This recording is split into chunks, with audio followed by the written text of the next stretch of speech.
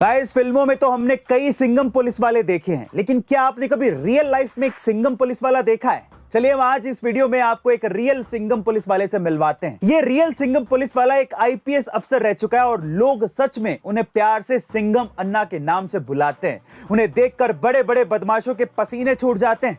कौन है ये ऑफिसर? चलिए जान। दरअसल ये है तमिलनाडु में रहने वाले के अन्नामलाई, जिन्होंने 8 साल तक एक आईपीएस के तौर पे काम किया। उन्होंने अपने कार्यकाल में इतना बेहतरीन काम किया कि कई बदमाश उनके नाम तक से कांपने लगते थे। इल्लीगल ड्रग को बैन करना, इल्लीगल गुटखा और दारू को बंद कराने जैसे कामों की वजह से वो काफी सुर्खियों में रहे थे। 2019 में रिटायरमेंट लेने के बाद उन्होंने तमिलनाडु से एक नेशनल पॉलिटिकल पार्टी ज्वाइन की और एक यंग नेशनलिस्ट लीडर के तौर पे यंग जनरेशन में नेशनलिज्म की स्पिरिट को जगाने का आज वो काम कर रहे हैं। साथ ही उन्होंने कुरान और हदीस पर भी काफी ज्यादा रिसर्च की है। उनके मुताबिक एक्सट्रीम आइडियोलॉजी इस्लामिक टेररिज्म को जन्म देती है। यही नहीं, तमिलनाडु के लोग और कई लीडर उन्हें तमिलनाडु के फ्यूचर लीडर और सीएम के तौर पर देखते हैं। गाइस, के अन्नामलाई के राष्ट्रवादी स्पिरिट के लिए हम उन्हें प्रणाम करते हैं। जानी, ना तलवार की धार से ना गोलियों की बौछार से बंदा डरता है तो परवरदिगार से। गाइस, मैं तो डायलॉग अच्छे से नहीं बोल पाया, लेकिन ये डायलॉग आपने जरूर मशहूर एक्टर राजकुमार जी के मुंह से सुना होगा।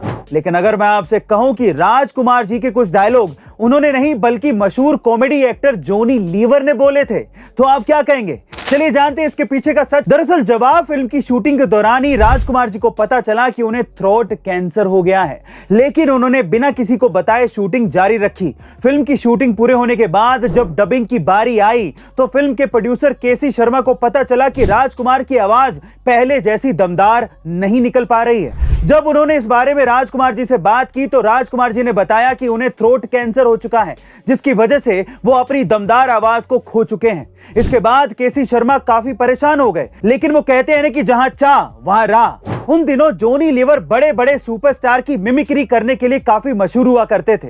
यही नहीं, वो राजकुमार की मिमिक्री भी हूबहू कर दिया करते थे। बस फिर क्या था, जॉनी लीवर को फिल्म की डबिंग के लिए बुलाया गया। और आपको ये जानकर हैरानी होगी कि साल 1995 में हिट हुई जवाब फिल्म में एक भी डायलॉग राजकुमार साहब की आवाज में नहीं था, बल्कि उनकी जगह पर जॉनी लीवर की आवाज को इस्तेमाल किया गया था। और दुख की बात यह है कि कुछ दिनों बाद ही राजकुमार साहब की थ्रोट कैंसर की वजह से मौत हो गई थी और बॉलीवुड ने अपना एक बेहतरीन सितारा खो दिया था। गाइस, राजकुमार साहब की दमदार आवाज के लिए एक हार्ट तो बनता है। हनुमान जी ब्रह्मचारी थे, ये तो हम जानते हैं, पर क्या आपको यह पता है कि हनुमान जी का विवाह भी हुआ था?